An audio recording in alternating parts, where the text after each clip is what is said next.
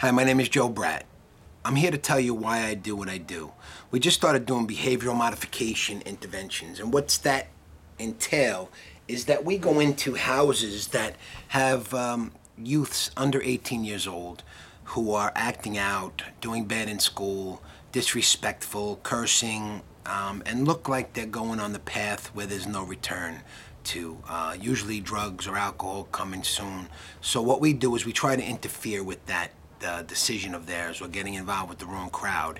And we come in like bulldogs, and I bring whoever I bring, my crew. I have a pack of guys who I work with and girls who are in recovery who help me with this situation. What I usually do is I get information from the parents. The parents will tell me he's acting out, he curses at me, he's disrespectful, he's not doing good in school, he's failing. And I had one parent who told me that he was stealing money from her. $7,000 was missing out of her bank account. He was selling cracks to the Xbox on the internet.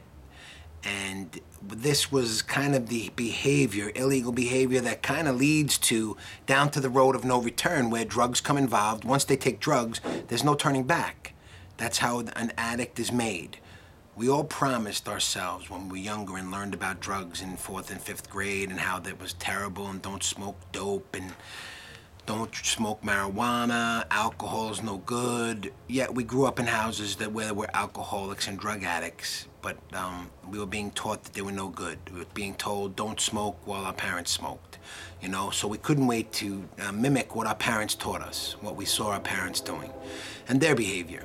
So this behavioral modification thing is kind of a twist to a drug intervention, except we're coming prior to that person finally realizing they needed something to self-medicate.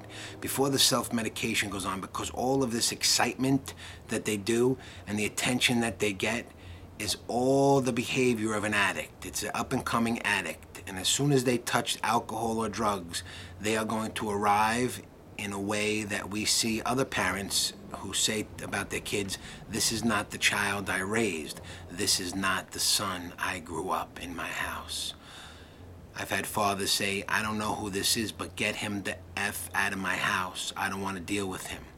So if we can interfere with that procedure prior to the picking up of the alcohol or drugs to medicate and stop that behavior, which we've had a great success rate with. In fact, I have a gentleman who, 16-year-old, whose mom calls me all the time, says he's doing very well. In fact, he's getting his Xbox back because of his behavior becoming good. His schoolwork, getting great. He's getting A's, he's passing in school. He comes home and helps his father. He doesn't curse at his mother or father anymore. What we did is we went in there and said that we were investigating someone selling cracks to Xbox from Microsoft, that we were investigating him, and we're investigating PayPal, and he panicked, he cracked. We took him to a hotel where we questioned him. We did have permission from his mother and his father, and we did let them know what we were going to do, and we showed him handcuffs. We talked the talk, told him that he was going to be in the adolescent facility for the next 3 years because of his actions, and he cried. And when he came home, he signed the contract saying he would never do that again, and he wouldn't be disrespectful to his parents, he wouldn't call them names, he wouldn't act the way he acted, and he would do what he could to be a better son. And so far, that is working. So what we're going to do is put that out there to the world, and we would like to intervene on all children who are pre-drug addict stage, because there's an epidemic going on, the epidemic of pills, because a pill being taken is instant gratification. It's instant that they feel alive and they feel the medicated, and they don't feel that pain in their gut anymore, and the fear or the low self-esteem. It brings them back to life, and here they are. Finally, they can talk to the people they want to talk to, talk the talk, walk the walk, be who they are, and they continue taking them. They don't take a pill because they say they want to be addicted to them. They take the pill because they want to have fun. And then that fun turns into taking pills just to live, and then going to doctors. And I have now 16 and 17-year-olds shooting heroin. That is not called for. That is not good. That is not what we raise our children for. And I need all parents behind me on this. I need them to call me. I need them to get me in there before they turn into drug addicts. We took the stick out of the parents' hands. I had a kid say to me, I'm going to call the police on you. I handed him my phone and told him, call the police, but make sure they send an ambulance, because I'll go in handcuffs, but you're going to intensive care. Because if you're going to try to kill yourself, then I'm going to know you're safe in intensive care. And he knew I wasn't joking, and I wasn't joking.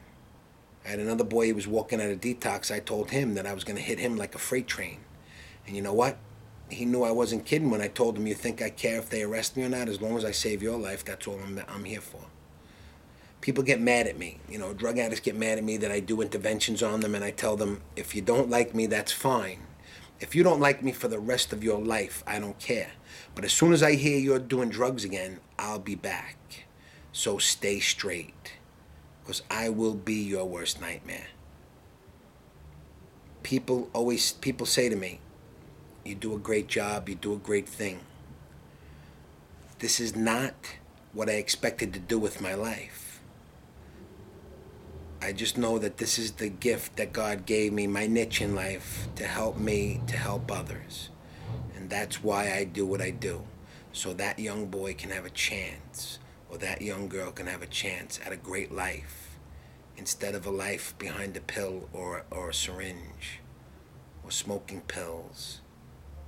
I go into drug dens. I go in and grab people out.